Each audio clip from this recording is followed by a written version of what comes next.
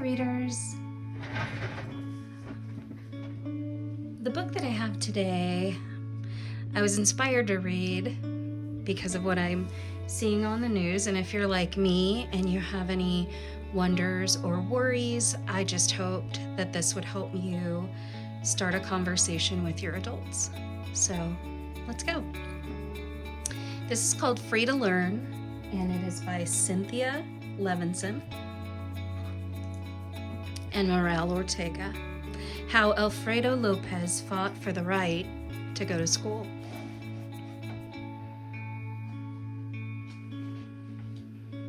Free to learn.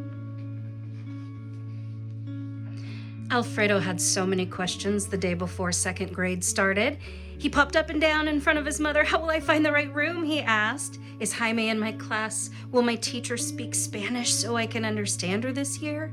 But Ama just looked away and didn't answer. He knew what that meant. No more questions. Oh well, he'd find out tomorrow. The next morning, though, Alfredo did not find first-hand day of school migas for breakfast, fresh laces for his sneakers, or a sharp number 2 pencil. Did that mean there was no school after all? But a few minutes later, he watched as Jaime and the other children streamed past his house. Confused, Alfredo peppered Ama with more questions. Why does Jaime get to go to school? Why can't I? What makes me different? Ama clamped her mouth shut. Alfredo stomped outside and kicked up clods of dirt. Oh, Miss Story Time, he grumbled, and art, and recess. Uh-oh, how will I learn English? Alfredo was born in an adobe hut in the town of Jalpa in the state of Zacatecas, Mexico. He had one toy, a tiny plastic car, to call his own. He played by the light of a smelly kerosene lantern until bedtime, when he slept on a thin mat on the ground. Because Ama and Apa couldn't find jobs, the family sometimes went hungry. Apa's brother, Alfredo Tio, lived in the town of Tyler in the state of Texas, USA. There are jobs here, he wrote. Desperate for work, Ama and Apa had no choice but to leave Alfredo with his grandparents and join Tio in Texas. By the time Alfredo was 7, he had to work too. Every sunup, he led Abuelo's cows to pasture, then fetched them back at sundown. He hoed, planted, weeded, picked and hauled corn and beans. Worn out, he slumped on the hard wooden bench at school. When will Ama and Apa come back? He asked Abuela. What's it like in the U.S.? Can I go too? But she didn't answer because she didn't know. On New Year's Eve, 2 years later, Alfredo's Tio arrived with happy news. It's time to go to the U.S. Can we leave right now? Alfredo asked. How long will it take? When will we get there? He squeezed his grandparents goodbye, then rode a jouncy bus to Tio, gazing into the darkness, hour after hour. Asleep and bundled in blankets, he slipped into Texas in a pickup, unseen by Border Patrol.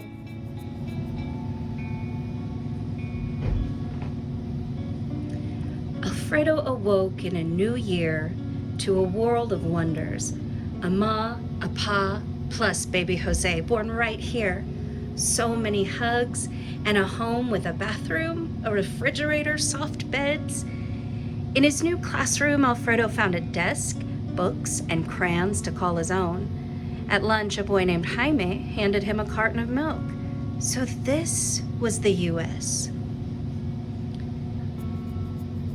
But the next summer, a new state law decreed, if you were not born here, if you were not a citizen, if you do not have proper documents, you are illegal, so you cannot go to school. Alfredo didn't know he was considered illegal. He only knew that when the school year started, he wasn't welcome. This was the U.S. too. After Alfredo recited his bedtime prayers, Amma whispered to Appa, "If Alfredo can't go to school, there's no reason to stay. Should we leave our jobs, our home, go back to Mexico?" Appa asked. "No, Jose is a citizen. He belongs here. We all belong here." "Then we have to fight the law," she said. "Yes," he agreed, "but if anyone finds out we don't have papers, we'll be deported. We must not tell Alfredo." Every morning, Alfredo waved at Jaime walking to school, then waved again in the afternoon. He wondered who Jaime had sat with at lunch and story time, who he'd played with at recess. Meanwhile, he rolled a ball to Jose and helped Amma with chores. After Alfredo spent a whole week at home, Amma woke him up before sunup. "Am I going to school?" he asked. She looked away. Alfredo squeezed into the car packed with clothes, food, and the television set. "In case we have to go back to Mexico," Appa said. "Why would we have to go back?" Alfredo asked. No one answered. They bumped over Tyler's brick streets to the federal courthouse. Hushed, Alfredo and his parents avoided the main entrance and slipped through the back door. Alfredo saw jail cells straight ahead. No one spoke as the family rode the prisoners' elevator to the courtroom. Alfredo wanted to ask, "Are they sending us to jail? To Mexico? Why are we here?" But his voice felt stuck in his throat. "Hear ye, all rise," called a clerk. Everyone jumped. The Honorable William Wayne Justice presiding. A stern man in a long black robe asked Amma and Appa to describe their jobs. "Slicing thorns off roses is hard work," Amma said, "but it's better than having no work in Mexico." Appa said he came home from the iron factory coated with grime. It's worth it to feed the children and send Alfredo to school. A lawyer named Peter then stood to argue their case. Alfredo didn't follow what Peter said, but he heard Amma murmur a prayer. "The Tyler schools," Peter began, "admit undocumented children from every country except Mexico. That's not fair." He pointed to Alfredo's 2-year-old brother. "Jose will be able to go to school here. Why can't Alfredo? They live in the same house. The only difference is they were born on opposite sides of the border." Peter concluded by quoting the 14th Amendment to the U.S. Constitution. "No state shall deny to any person within its jurisdiction the equal protection of the laws. This means everyone must be treated the same way. But the law that keeps children born in Mexico out of school treats them differently from others. So Texas law is not just unfair, it's unconstitutional." The school district's lawyer, John, disagreed. "The 14th Amendment applies only to the people who are in America legally. Alfredo is here illegally. He doesn't deserve to be treated like everyone else." Peter responded, "The Constitution says every person in America has the same rights. Tyler must teach all children, including Alfredo, no matter where they're from or how they got here." On the way home, Alfredo exclaimed, "We're not going to Mexico?" Amma and Appa smiled. Still, he wondered if he'd have to keep doing chores forever.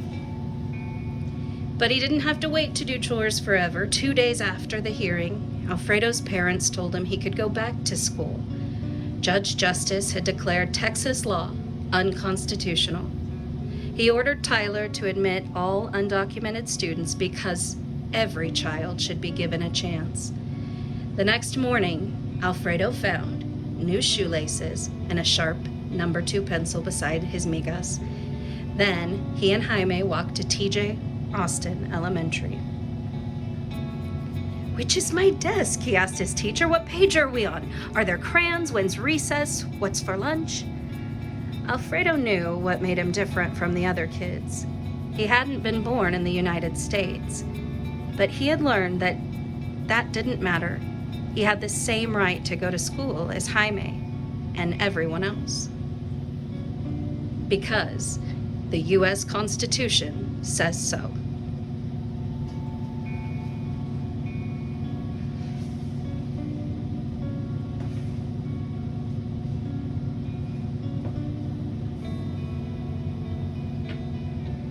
The end. I hope you liked it. See you next time.